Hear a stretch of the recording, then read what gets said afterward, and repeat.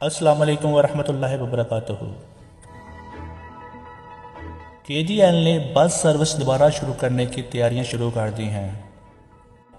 روزنامہ القباس کی رپورٹ کے مطابق مواصلات KGL کمپنی اپنی عام نقل اور حمل کی خدمات کو دوبارہ شروع کرنے کی تیاریاں کر رہی ہے۔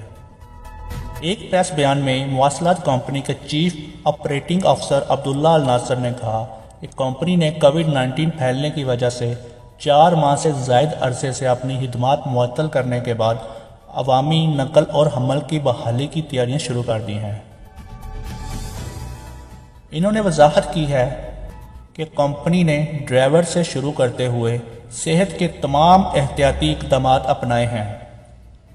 ہم نے ڈرائیور اور مسافروں کے مابین رکاوٹ ڈال دی ہے۔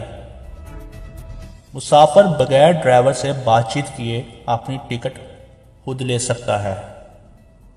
یعنی انہوں نے واضح کیا ہے کہ جب آپ بس میں انٹری کریں گے تو آپ کو ڈرائیور کے ساتھ بات کرنے کی بھی ضرورت نہیں ہے۔ آپ کی صحت اور کووڈ-19 سے تحفظ کے ساتھ ساتھ آپ ٹکٹ خود وہاں سے نکال سکتے ہیں۔